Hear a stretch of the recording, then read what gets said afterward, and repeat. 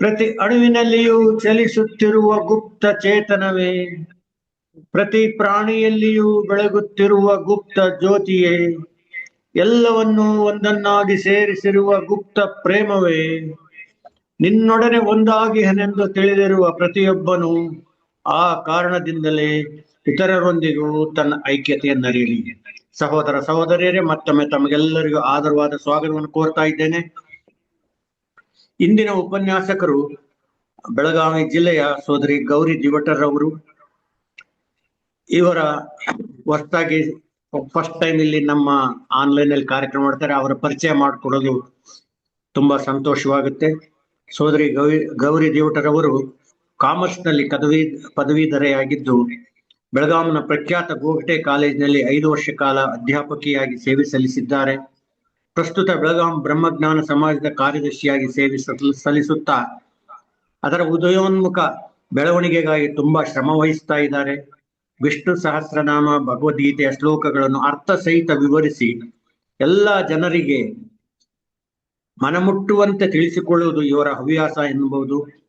ಬೆಳಗಾಂ ಜಿಲ್ಲೆಯ ಸುತ್ತಮುತ್ತಲಿನ ತಾಲೂಕುಗಳಾದ ಸಂಕೇಶ್ವರ್, ಗೋಕಾಕ್, ಹುಕ್ಕೇರಿ, ಬೈಲಹೊಂಗಲ ಇಲ್ಲೆಲ್ಲ ಭೇಟಿ ಕೊಟ್ಟು ಥಿಯಾಸಫಿ ಉಪನ್ಯಾಸ ಮಾಡಿದ್ದಾರೆ. ಈಗಾಗಲೇ ಗೂಗಲ್ ಮೀಟ್ ನಲ್ಲಿ ಆನ್ಲೈನ್ ಉಪನ್ಯಾಸ ಮಾಡುತ್ತಲಿದ್ದಾರೆ. ದಕ್ಷಿಣ ಕರ್ನಾಟಕಕ್ಕೆ ಇವರು ಸ್ವಲ್ಪ ಹೊಸಬರೆಂದೇ ಹೇಳಬಹುದು. ಸೋದರಿ ಗೌರಿ ದಿವಟರ್ ಅವರು ಥಿಯಾಸಫಿಕಲ್ ಸೊಸೈಟಿಯ ಸೇವೆಯಲ್ಲಿ ತಮ್ಮನ್ನು ಪೂರ್ತಿಯಾಗಿ ಅರ್ಪಿಸಿಕೊಂಡಿದ್ದಾರೆ. ಇಂದು ಇವರು ಮಾಡಲಿರುವ ಉಪನ್ಯಾಸದ ವಿಷಯ ಕರ್ತವ್ಯ ಮತ್ತು ಶ್ರದ್ಧೆ, ಇವು ಯಶಸ್ಸಿನ ಸಾಧನಗಳು. ಇದು ಭಗವದ್ಗೀತೆ ಆಧಾರಿತವಾಗಿದೆ. ಅವರನ್ನು ನಿಮ್ಮೆಲ್ಲರ ಪರವಾಗಿ ಹೃತ್ಪೂರ್ವಕವಾಗಿ ಸ್ವಾಗತಿಸುತ್ತಾ ಉಪನ್ಯಾಸ ನೀಡಲು ಕೇಳಿಕೊಳ್ತಾ ಇದ್ದೇನೆ. ಧನ್ಯವಾದಗಳು ಸರ್. ಮಾಡಿ. ಜೀವನ್ಮುಕ್ತ ಮಹಾತ್ಮರನ್ನು ನೆನೆಸುತ್ತಾ ನನ್ನ ಹಾಗೂ ತಮ್ಮೆಲ್ಲರ ಹೃದಯದಲ್ಲಿ ಚೇತನ ಸ್ವರೂಪವಾಗಿರುವ ಚೇತನಕ್ಕೂ ಕೂಡ ನಮಸ್ಕಾರ ಮಾಡುತ್ತಾ ಇವತ್ತಿನ ಈ ಒಂದು ಉಪನ್ಯಾಸದ ಮೊದಲನೆಯ ಉಪನ್ಯಾಸವೆಂದು ನನಗೆ ತಿಳಿದ ಮಾತುಗಳನ್ನ ಹೇಳುವ ಪ್ರಯತ್ನ ಮಾಡ್ತಿದ್ದೇನೆ.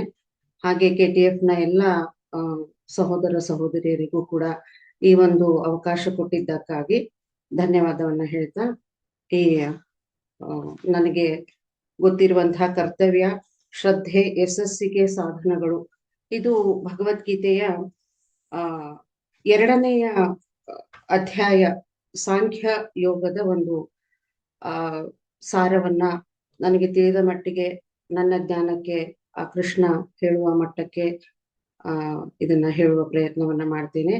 ಅದೇ ರೀತಿಯಾಗಿ ಕೃಷ್ಣನೇ ಈ ನನ್ನ ನಾಲಿಗೆಯಲ್ಲಿ ಕುಳಿತು ತನ್ನ ನುಡಿಗಳನ್ನ ಹೇಳಿಸಬೇಕಾಗಿ ಭಗವಂತನಲ್ಲೂ ಕೂಡ ನಾನು ಪ್ರಾರ್ಥಿಸುತ್ತೇನೆ. ಇದು ಆಗ್ಲೇ ಹೇಳಿದಂತೆ ಗೀತೆಯ 2ನೆಯ ಅಧ್ಯಾಯದ ಒಂದು ಸಾರವನ್ನ ನಾನು ಹೇಳ್ತಾ ಇದ್ದೀನಿ, ಹೇಳೋ ಪ್ರಯತ್ನವನ್ನ ಮಾಡ್ತಾ ಇದ್ದೀನಿ. ಹೇಳ್ತಿದ್ದೀನಿ ಅನ್ನೋದು ತಪ್ಪಾಗತ್ತೆ. ಮೊದಲನೆಯ ಅಧ್ಯಾಯದಲ್ಲಿ ನಿಮ್ಮಲ್ಲಿಗೆ ಎಲ್ಲರಿಗೂ ಗೊತ್ತಿದ್ದಂತೆ ಈ ಗೀತೆಯ ಉಪದೇಶ ಅಂದ್ರೆ ಅರ್ಜುನನ ವಿಷಾದ ಯೋಗ ಶುರುವಾಗುತ್ತೆ. ಆಮೇಲೆ ಅರ್ಜುನನಿಗೆ ಕೊಡುವಂತಹ ಕೃಷ್ಣನ ಸಂದೇಶ ಅಥವಾ ಗೀತೆಯ ಉಪದೇಶ, ಬೋಧೆಗಳು, ಕೃಷ್ಣನ ಬೋಧೆಗಳು ಶುರುವಾಗುವುದೇ ಈ 2ನೇ ಅಧ್ಯಾಯದಿಂದ ಅಂತ ಹೇಳ್ಬೋದು. ಇಲ್ಲಿ ಈ ಅಧ್ಯಾಯದ ಕೆಲವೊಂದು ಶ್ಲೋಕಗಳನ್ನ ಹೇಳುವ ಪ್ರಯತ್ನವನ್ನ ಮಾಡ್ತಾ ಇದ್ದೀನಿ. ಪ್ರತಿಯೊಂದು ಸಾರವನ್ನು ಕೂಡ ಓದಿದಾಗ ಅಥವಾ ತಿಳ್ಕೊಂಡಾಗ ಎಲ್ಲವನ್ನೂ ಹೇಳೋದಕ್ಕೆ ಆಗುತ್ತೋ ಇಲ್ವೋ ಗೊತ್ತಿಲ್ಲ, ಹೇಳುವ ಪ್ರಯತ್ನ ಅಂತೂ ಮಾಡ್ತಾ ಇದ್ದೀನಿ. ಇಲ್ಲಿ ಮೊದಲನೆಯ ಒಂದು ಭಗವದ್ಗೀತೆಯ ಮೊದಲನೆಯ ಶ್ಲೋಕವಾದ ಸಂಜಯ ಹೇಳುವಂತಹ ಸಂಜಯ ಉವಾಚ ತಂತಥಾ ಕೃಪಯಾವಿಷ್ಟಂ ಅಶ್ರುಪೂರ್ಣಾಕುಲೇಕ್ಷಣಂ ವಿಷೀದಂತಮಿದಂ ವಾಕ್ಯಂ ಉವಾಚ ಮಧುಸೂದನ ಅಂತ ಹೇಳಿ ಈ ಒಂದು ಶ್ಲೋಕದ ಕೆಲವೊಂದು ಭಾಗಗಳನ್ನ ನಾನು ನನ್ನ ಜ್ಞಾನಕ್ಕೆ ತಕ್ಕ ಹಾಗೆ ತಿಳ್ಕೊಂಡಾಗ, ಇಲ್ಲಿ ಆಗ್ಲೇ ಹೇಳಿದಂತೆ ಕೃಷ್ಣನ ಸಂದೇಶ ಆರಂಭವಾಗುವುದು ಈ ಅಧ್ಯಾಯದ ಮೊದಲನೆಯ ಶ್ಲೋಕದಿಂದ ಅಂತ ಅದರ ಹ್ಮ್ ಮೊದಲನೇ ಒಂದು ಶ್ಲೋಕದಲ್ಲಿ ನಾನು ಅರ್ಥ ಮಾಡ್ಕೊಂಡಂಗೆ ಅಲ್ಲಿ ಸ್ವಲ್ಪ ಆ ಕಣ್ಣೀರಿನ ಒಂದು ಆ, ಸಂದರ್ಭ ಬಂದಿರುವುದರಿಂದ ಇಲ್ಲಿ ಅರ್ಜುನ ಆಗ್ಲೇ ತನ್ನ ಒಂದು ಅಹಂಕಾರ ಹಾಗೂ ಸ್ವಜನ ಮೋಹಗಳು ಉಕ್ಕಿ ಬಂದು ಆ ಅರ್ಜುನ ಇಲ್ಲಿ ಯುದ್ಧ ಮಾಡೋದನ್ನ ನಿರಾಕರಿಸಿದ್ದಾನೆ ಅನ್ನೋದನ್ನ ವ್ಯಾಸರು ಮೊದಲನೇ ಒಂದು ಅಧ್ಯಾಯದಲ್ಲಿ ವಿವರಿಸಿದ್ರು. ಮುಂದೆ ಈ ಯುದ್ಧದಲ್ಲಿ ಬರುವಂತಹ ಯುದ್ಧದಲ್ಲಿ ಕೃಷ್ಣನ ಸಹಾಯವನ್ನು ಯಾಚಿಸಿ ಹೋದವನು ಅರ್ಜುನ. ಆದರೆ ಈಗ ಅದೇ ಅರ್ಜುನ ಈ ರಾಜ್ಯವನ್ನ ಯಾಕೆ ಉಳಿಸ್ಕೋಬೇಕು, ಯಾಕೆ ಯುದ್ಧ ಮಾಡ್ಬೇಕು ಅನ್ನೋ ಒಂದು ವಾದವನ್ನ ಶುರು ಮಾಡ್ಕೊಂಡಿದ್ದ. ಇದರೆಲ್ಲರ ವಿವರಗಳು ಮೊದಲನೇ ಅಧ್ಯಾಯದಲ್ಲಿ ಬಂದಂತೆ ಎರಡನೇ ಅಧ್ಯಾಯದಲ್ಲಿ ಆ ಅರ್ಜುನನ ಒಂದು ಅಹಂಕಾರ ಅನ್ನೋ ಒಂದು ಶಬ್ದವನ್ನ ಇಲ್ಲಿ ಉಪಯೋಗಿಸ್ತಾರೆ. ಅಹಂಕಾರ ಅಂದ್ರೆ ಇಲ್ಲಿ ಆ ನಾನು, ನನ್ನ ಜನ, ನನ್ನ ಬಂಧುಗಳು, ನನ್ನ ದಾಯಾದಿಗಳು, ನನ್ನ ಗುರುಗಳು, ನನ್ನ ಭೀಷ್ಮ ತಾತ, ಪಿತಾಮಹ ಅನ್ನುವಂತ ಎಲ್ಲ ಈ ನನ್ನತನ, ನನ್ನ ಹಸ್ತಿನಾವತಿಯ ಜನ, ಈ ತರ ಎಲ್ಲ ಅವನ್ಗೆ ಬರ್ತಾ ಇದೆ. ನನ್ನ ಅನ್ನೋ ಒಂದು ಅಹಂಕಾರ ಬಂದಿರೋದ್ರಿಂದ ಇಲ್ಲಿ ಅಹಂಕಾರ ಅನ್ನುವ ಪದವನ್ನ ಉಪಯೋಗಿಸ್ತಾರೆ. ಯುದ್ಧಕ್ಕೆ ಸಿದ್ಧರಾಗಿ ನಿಂತಂತ ತನ್ನ ಬಂಧುಗಳ ಮುಂದೆ ಕೃಷ್ಣ ರಥ ಒಯ್ದು ಅಲ್ಲಿ ನಿಲ್ಸಿದಾನೆ. ಆ ದೃಶ್ಯದಲ್ಲಿ ಇವನ್ಗೆ ಮೋಹ ಕವಿದಿದೆ. ಮುಂದಿರುವ ಒಂದು ಯುದ್ಧವನ್ನ ಆತ ಸಂಪೂರ್ಣ ಬೇರೆ ದೃಷ್ಟಿಯಿಂದ ನೋಡ್ತಾ ಇದ್ದಾನೆ. ಖಿನ್ನನಾಗಿ ಸುಮ್ಮನೆ ಕೂತ್ಕೊಂಡ್ಬಿಟ್ಟಿದ್ದಾನೆ. ಇದೆಲ್ಲರದ ವಿವರ ನಮಗೆ ಗೊತ್ತು. ಆದ್ರೆ ಇಲ್ಲಿ ಕರ್ತವ್ಯ ಮತ್ತು ಶ್ರದ್ಧೆ ಯಾವ ರೀತಿ ಕೆಲಸ ಮಾಡ್ತಾ ಇದೆ ಅನ್ನೋದನ್ನ ಸ್ವಲ್ಪ ನೋಡಿದಾಗ ಕೃಷ್ಣ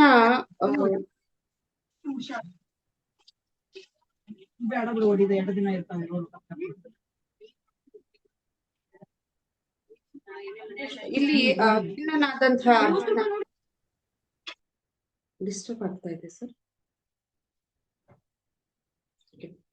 ಖಿನ್ನನಾದಂತಹ ಮ್ಯೂಟ್ ಮಾಡಿ, ಎಲ್ಲಾರು ಮ್ಯೂಟ್ ಮಾಡಿ ಪ್ಲೀಸ್. ಖಿನ್ನನಾದಂತಹ ಅರ್ಜುನ ರಥದಲ್ಲಿ ಸುಮ್ಮನೆ ಕೂತ್ಬಿಟ್ಟಿದ್ದಾನೆ. ಅಲ್ಲಿ ಕೃಷ್ಣನ ಸ್ಥಾನದಲ್ಲಿ ಬೇರೆ ಯಾರೇ ವಿಡಿಯೋ ಕಾಲ್ ಮಾಡಿ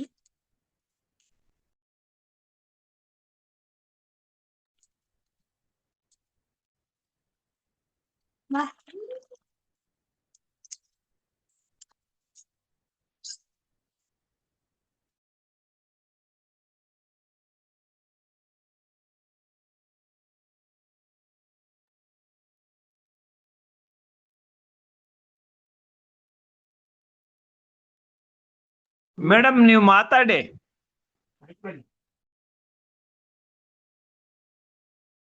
ನೀವು ಮಾತಾಡಿ ಮೇಡಮ್, ನೀವು ಮ್ಯೂಟ್ ಮಾಡಿದ್ದೀರಾ.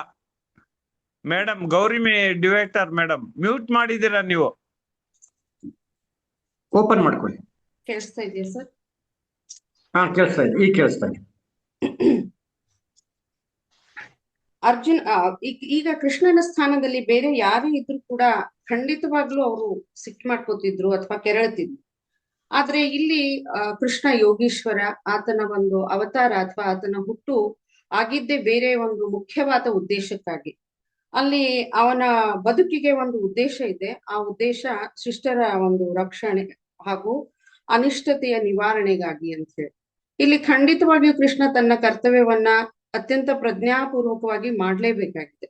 ಏಕೆಂದ್ರೆ ಅವನ ಒಂದು ಆಗ್ಲೇ ಹೇಳಿದಂತೆ ಅವನ ಒಂದು ಬದುಕಿಗೆ ಒಂದು ನಿರ್ದಿಷ್ಟವಾದ ಒಂದು ಗುರಿ ಇರೋದ್ರಿಂದ ಅವನು ಈ ಕೆಲಸವನ್ನ ತುಂಬಾ ಸೂಕ್ಷ್ಮತೆಯಿಂದ ಇಲ್ಲಿ ಮಾಡ್ಲೇಬೇಕಾಗಿದೆ. ಇಲ್ಲಿ ಈ ದುಷ್ಟ ಪ್ರವೃತ್ತಿಯನ್ನ ನಿವಾರಣೆ ಮಾಡುವುದಕ್ಕಾಗಿ ಹುಟ್ಟಿರುವಂತಹ ಕೃಷ್ಣ ತನ್ನ ತನ್ನವರಲ್ಲೇ ಈ ದುಷ್ಟತನವನ್ನ ಕಾಣ್ತಾ ಇದ್ದಾರೆ. ಯಾವ ಪಾಂಡವರ ಒಂದು ಬಲದಿಂದ ಆತ ಈ ಧರ್ಮ ಯುದ್ಧವನ್ನ ಗೆಲ್ಬೇಕು ಅಂತಿದ್ನೋ, ಆ ಒಂದು ಧರ್ಮ ಯುದ್ಧದ ಒಂದು ಗೆಲ್ಲುವ ನಿರೀಕ್ಷೆಯಲ್ಲಿದ್ನೋ, ಅಧರ್ಮದ ನಾಶವನ್ನ ಮಾಡ್ಬೇಕು ಅನ್ನೋ ಒಂದು ನಿರೀಕ್ಷೆಯಲ್ಲಿದ್ನೋ, ಅಂಥವರಲ್ಲೇ ಈ ಒಂದು ಪ್ರವೃತ್ತಿ ಕಾಣ್ತಾ ಇದೆ. ಈ ಒಂದು ಪ್ರವೃತ್ತಿಯನ್ನ ಕಾಣುತ್ತಿರುವ ಇವರ ಒಂದು ಅರ್ಜುನನ ಸಂದೇಹಗಳನ್ನ ನಿವಾರಿಸಿ ಅವು ಕೇವಲ ನಿರಾಧಾರ ಮತ್ತು ಅಹಂಕಾರ ಮತ್ತು ಮೋಹದಿಂದ ಹುಟ್ಟಿದವೆ ಅನ್ನೋದನ್ನ ಈಗ ಇಲ್ಲಿ ಅರ್ಜುನನಿಗೆ ಮನವರಿಕೆ ಮಾಡ್ಕೊಡ್ಬೇಕಾಗಿದೆ. ಅದನ್ನ ಕೃಷ್ಣ ಇಲ್ಲಿ ತನ್ನ ಕರ್ತವ್ಯ ಅಂತಲೇ ಪರಿಗಣಿಸ್ತಾನೆ. ತನ್ನ ಹುಟ್ಟಿದ್ದೇ ಆ ಉದ್ದೇಶಕ್ಕಾಗಿ, ಧರ್ಮವನ್ನ ರಕ್ಷಣೆ ಮಾಡುವಂತ ಉದ್ದೇಶಕ್ಕಾಗಿ ಹಾಗೂ ಅಧರ್ಮವನ್ನ ನಾಶ ಮಾಡುವಂತ ಉದ್ದೇಶಕ್ಕಾಗಿ ಹುಟ್ಟಿದ್ದಕ್ಕಾಗಿ ಈ ಒಂದು ತನ್ನ ಒಂದು ಈ ಸಂದೇಹವನ್ನೇ ನಿವಾರಣೆ ಮಾಡುವುದು ತನ್ನ ಮುಖ್ಯ ಉದ್ದೇಶ ಅಥವಾ ಅದು ನನ್ನ ಕರ್ತವ್ಯ ಅಂತಲೇ ಪರಿಗಣಿಸಿದ್ದಾನೆ. ಏಕೆಂದ್ರೆ ಇಲ್ಲಿ ಮಹಾನ್ ಧೀರನಾದ ಅರ್ಜುನ ನಿಷ್ಕ್ರಿಯನಾಗ್ತಾ ಇದ್ದಾನೆ, ನಿಸ್ತೇಜಿತನಾಗ್ತಾ ಇದ್ದಾನೆ. ಇಲ್ಲಿ ಕೃಷ್ಣ ಅದಕ್ಕೆ ಖಂಡಿತವಾಗೂ ಒಂದು ಮುಲಾಮನ್ನ ಹಚ್ಚಬೇಕಾಗಿದೆ, ಚಿಕಿತ್ಸೆಯನ್ನ ಕೊಡ್ಬೇಕಾಗಿದೆ. ಅದು ಎಷ್ಟು ತುಂಬಾ ಅಲ್ಪ ಕಾಲದಲ್ಲಿ, ಯಾಕಂದ್ರೆ ಯುದ್ಧದ ಮಧ್ಯ ಹೋಗಿ ರಥ ನಿಂತಾಗಿದೆ, ಇನ್ನೇನು ಯುದ್ಧ ಶುರು ಆಗ್ಬೇಕು.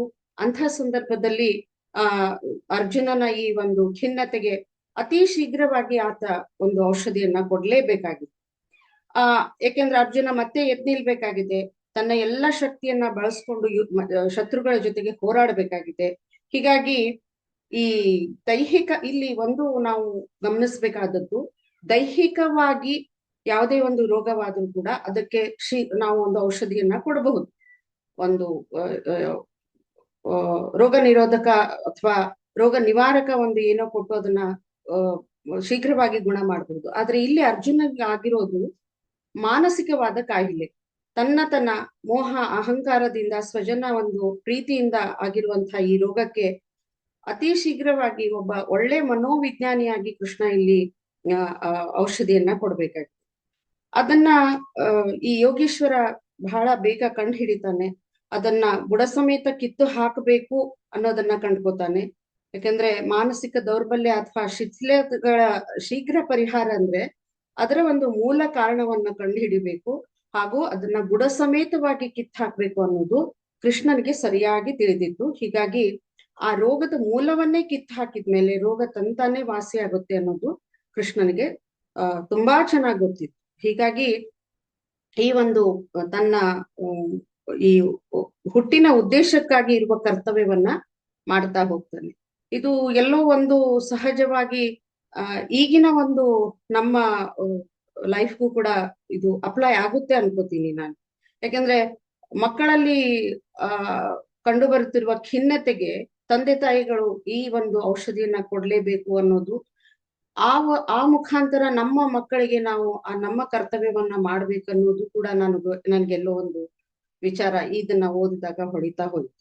ಯಾಕೆಂದ್ರೆ ಮಾರ್ಕ್ಗಳನ್ನ ಕಡಿಮೆ ತಗೊಂಡಾಗ ಯಾಕೆ ಈ ಕೃಷ್ಣನ ಆಗಿನ ಸಂದೇಶಗಳು, ಆಗಿನ ಒಂದು ಸೂಕ್ತಿಗಳು ಈಗ್ಲೂ ಕೂಡ ನಮ್ಗೆ ಅಪ್ಲೈ ಆಗುತ್ತೆ ಅನ್ನೋದನ್ನ ಈ ಒಂದು ಮುಖಾಂತರ ನಾವು ಕಂಡ್ಕೋತೀವಿ. ಯಾಕೆಂದ್ರೆ ಕೃಷ್ಣ ಯಾವ ರೀತಿಯಾಗಿ ಆ ಮಾನಸಿಕ ದೌರ್ಬಲ್ಯದ ಒಂದು ಮೂಲವನ್ನ ಕಂಡು ಹಿಡಿದ್ನೋ ಅದೇ ರೀತಿ ನಮ್ಮ ಮಕ್ಕಳಲ್ಲೂ ಕೂಡ ಆಗ್ತಾ ಇರುವಂತಹ ಒಂದು ಖಿನ್ನತೆಯ, ದೌರ್ಬಲ್ಯತೆಯ ಒಂದು ಲಕ್ಷಣವನ್ನ ಕಂಡು ಹಿಡಿದು ಅದನ್ನ ಒಂದು ಸೂಕ್ತವಾದ ಮಾತುಗಳಿಂದ ಪರಿಹಾರ ಕೊಡ್ಬೇಕಾಗಿರುವುದು ಆ ಕೃಷ್ಣ ಯಾವ ರೀತಿಯಾಗಿ ಅರ್ಜುನನಿಗೆ ಅದನ್ನ ಅಪ್ಲೈ ಮಾಡಿದ್ನೋ ಅದನ್ನ ಈಗ್ಲೂ ಕೂಡ ಅದೇ ರೀತಿಯಾಗಿ ನಾವು ಮಾಡಬಹುದು ಅಂತ ಹೇಳಿ ಈ ಒಂದು ಅಧ್ಯಾಯದಿಂದ, ಈ ಒಂದು ಶ್ಲೋಕದಿಂದ ನಾವು ತಿಳ್ಕೊಳ್ತಾ ಹೋಗ್ತೀವಿ.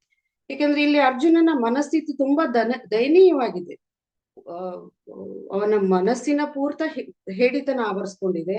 ಖಿನ್ನತೆ, ವಿಷಾದ, ದೌರ್ಬಲ್ಯಗಳು ಬಂದು ಆತ ಸಂಪೂರ್ಣ ಮೌನವಾಗಿದ್ದಾನೆ, ಮಗುವಿನಂತೆ ಕಣ್ಣೀರ್ ಹಾಕ್ತಾ ಇದ್ದಾನೆ. ಅಲ್ಲಿ ಅವನ ಒಂದು ಅಂತರಂಗದ ಆಳದಿಂದ ವಿಷಾದ ಅವನನ್ನ ಆವರಿಸ್ಕೊಂಡ್ಬಿಟ್ಟಿದೆ. ಈ ಶ್ಲೋಕದಲ್ಲಿ 2 ಶಬ್ದಗಳು, ಒಂದು ಕೃಪಾ ಮತ್ತು ಮಧುಸೂದನ. ಈ ಕೃಪಾ ಅರ್ಥ ಇಲ್ಲಿ ಕರುಣೆ, ಮರುಕ ಅಂತೆಲ್ಲ ಇರೋದ್ರಿಂದ ಈ ಪದವನ್ನ ಇಲ್ಲಿ ಸ್ವಲ್ಪ ಬೇರೆ ಅರ್ಥವಾಗಿ ಬಳಸ್ಕೊತಾ ಇದ್ದಾರೆ.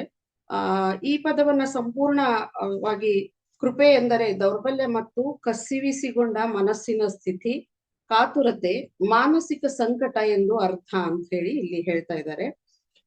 ಏಕೆಂದ್ರೆ ಯಾವ ಒಬ್ಬ ಮನುಷ್ಯನ ಒಳಗಿನ ಅಂತಃಶಕ್ತಿ ಅಥವಾ ವ್ಯಕ್ತಿಯ ಚಿತ್ತ ಒಂದು ನಿಷ್ಕ್ರಿಯಗೊಂಡ ಸ್ಥಿತಿಯಲ್ಲಿರುತ್ತೋ, ಛಿದ್ರಗೊಂಡಿರುವ ಸ್ಥಿತಿಯಲ್ಲಿರುತ್ತೋ, ಎಲ್ಲ ಭರವಸೆಯನ್ನ ಕಳ್ಕೊಂಡು ದಾರಿ ಕಾಣದ ಸ್ಥಿತಿಯಲ್ಲಿರುತ್ತೋ ಆ ಮನಸ್ಸಿನ ಫಲ ಇಲ್ಲಿ ಕಣ್ಣೀರು ಅಂತ ಹೇಳಿ.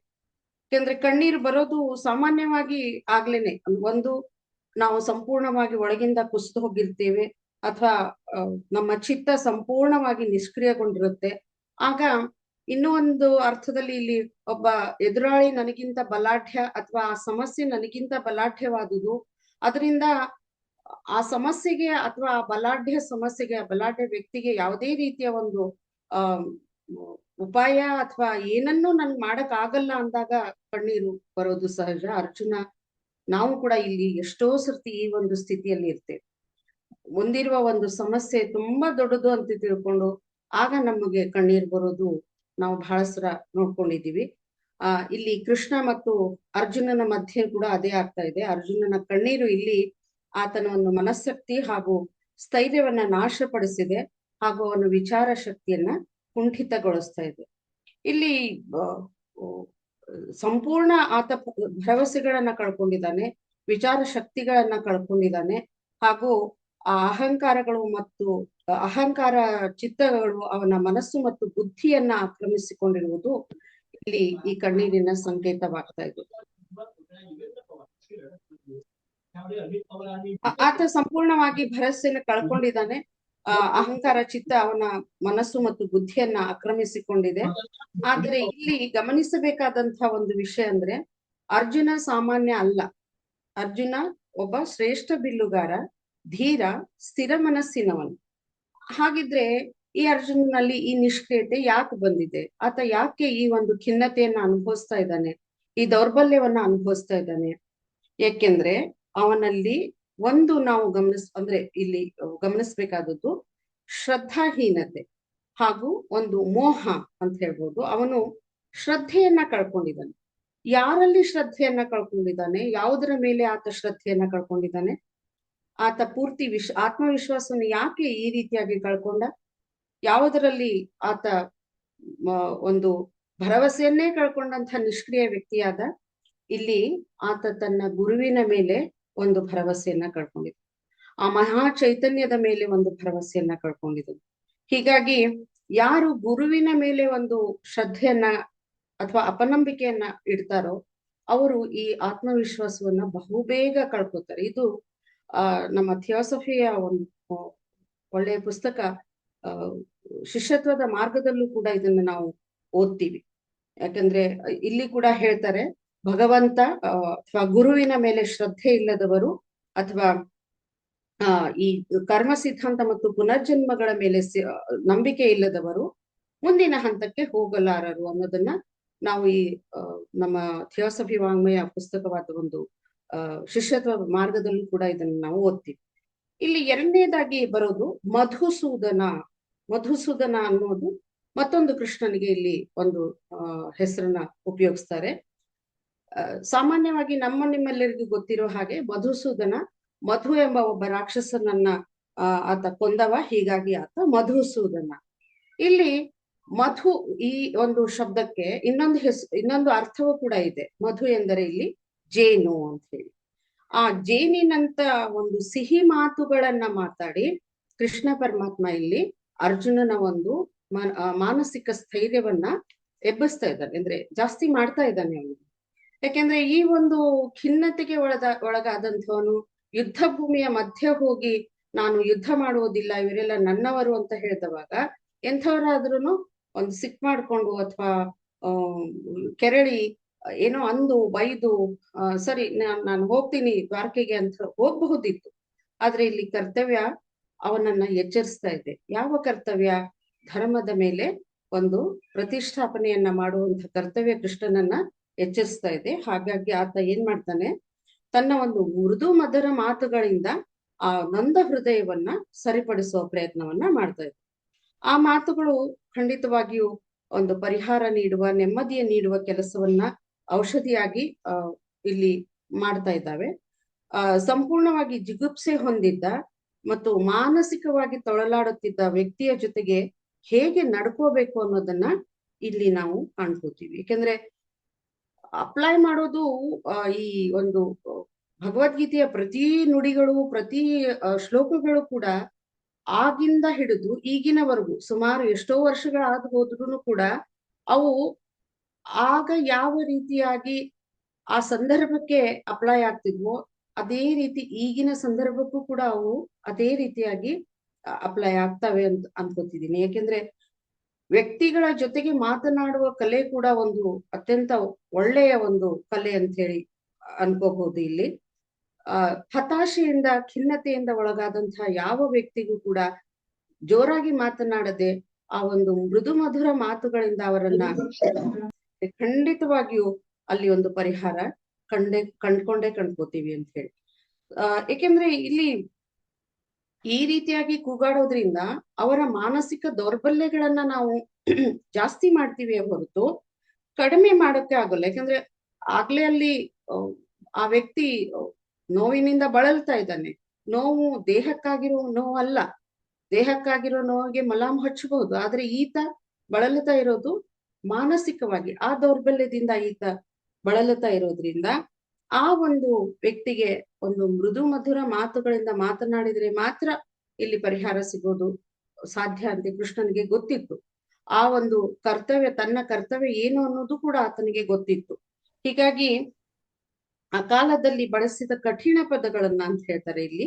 ಕಠಿಣ ಪದಗಳು ರೋಗಿಯ ಗಾಯವನ್ನು ಶೀಘ್ರ ಮಾಡ್ತವೆ ಹೊರತು ಅವು ಜಾಸ್ತಿ ಮಾಡ್ತವೆ ಹೊರತಾಗಿ ಅವು ಹೆಚ್ಚಿಂದೇನೋ ಒಂದು ಗಾಯವನ್ನ ಮಾಯ ಮಾಡೋದಿಲ್ಲ, ಕಡಿಮೆ ಮಾಡೋದಿಲ್ಲ. ಹೀಗಾಗಿ ಕೆಲವೊಂದು ಸಂದರ್ಭಗಳಲ್ಲಿ ಅಂಥ ವ್ಯಕ್ತಿಗಳ ಮೇಲೆ ನಾವು ಮಾಡಿರುವಂತಹ ಒಂದು ಚೀರಾಟ, ಕೂಗಾಟ ಮುಂದೆ ಅದು ಆ ವ್ಯಕ್ತಿ ನಮ್ಮನ್ನ ದ್ವೇಷಿಸುವಂತೆ ಮಾಡುತ್ತೆ ಅಂತ ಹೇಳಿ. ಯಾಕೆಂದ್ರೆ ಹೀಗಾಗಿ ಒಬ್ಬ ವ್ಯಕ್ತಿಯ ಜೊತೆಗೆ ಯಾವ ರೀತಿಯಾಗಿ ವರ್ತಿಸಬೇಕು, ಮನಸ್ಸಿನ ಸಮತೋಲನವನ್ನ ಹೇಗೆ ಇಲ್ಲಿ ನಾವು ಆ ಸಮಸ್ಥಿತಿಯಲ್ಲಿ ಮನಸ್ಸನ್ನ ಇಡಬೇಕು ಅನ್ನೋದನ್ನ ಇಲ್ಲಿ ನಾವು ಕಂಡ್ಕೋತೀವಿ. ಯಾಕೆಂದ್ರೆ ಈ ಮನಸ್ಸಿನ ಪ್ರಶಾಂತತೆ ಏನಿದೆಯಲ್ಲ, ಇದು ಮನಸ್ಸಿನ ಅತ್ಯಂತ ಪ್ರಬಲವಾದ ಶಕ್ತಿ. ಯಾಕೆಂದ್ರೆ ಇದು ಮನಸ್ಸಿನ ಕಣ್ಣುಗಳನ್ನ ತೆರೆಸುವುದರಿಂದ ವ್ಯಕ್ತಿಯು ಸರಿಯಾದ ಪರಿಹಾರವನ್ನ ಕಂಡುಹಿಡ್ಕೊಳ್ಳೋಕೆ ಇಲ್ಲಿ ಸಾಧ್ಯ ಆಗತ್ತೆ.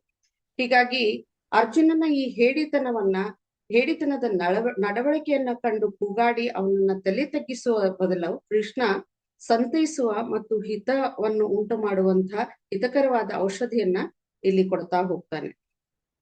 ಇಲ್ಲಿ ಅರ್ಜುನನ ಮನಸ್ಸು ಬತ್ತಿದೆ, ಅದು ಅಮೃತಮಯವಾಗುವುದಕ್ಕೆ ಅದಕ್ಕೆ ಮೃದು ಮಧುರ ಮಳೆ ಹನಿಗಳ ಅವಶ್ಯಕತೆ ಇತ್ತು.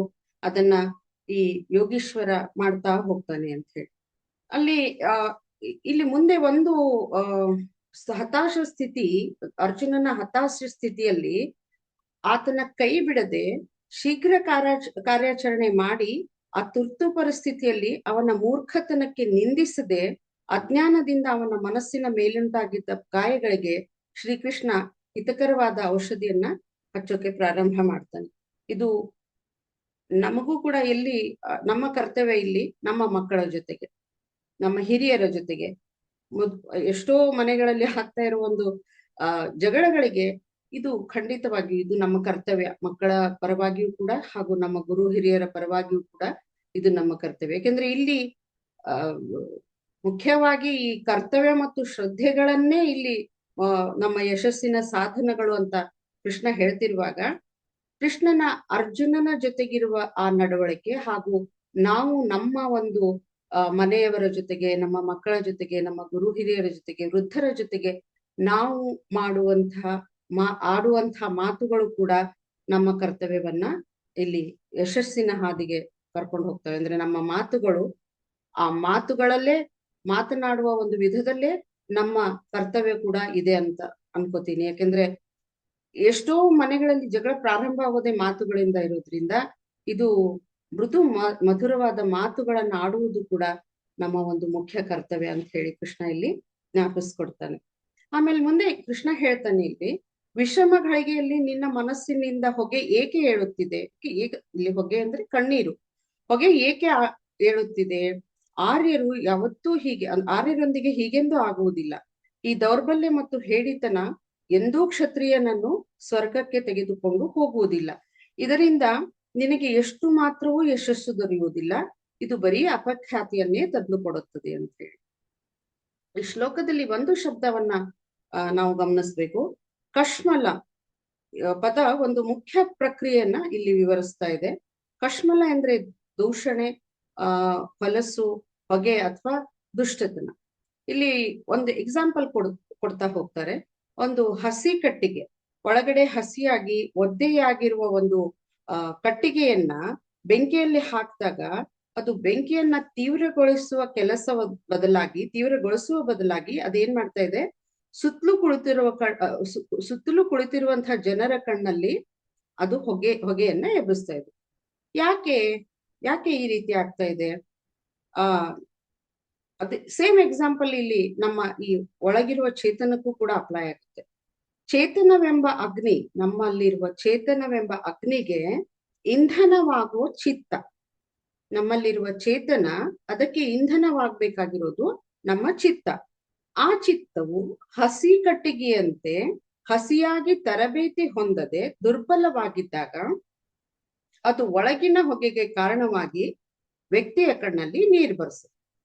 ಇಲ್ಲಿ ಎರಡೂ ಎಕ್ಸಾಂಪಲ್ಗಳು ಸ್ಯಾಮಲ್ಟೇನಿಯಸ್ ಆಗಿ ಹೋಗ್ತಾ ಇದ್ದಾವೆ. ಒಂದು ಹಸಿ ಕಟ್ಟಿಗೆ ಹಾಗೂ ನಮ್ಮ ಒಳಗಿರುವ ಅಂದ್ರೆ ನಮ್ಮ ಚಿತ್ತ.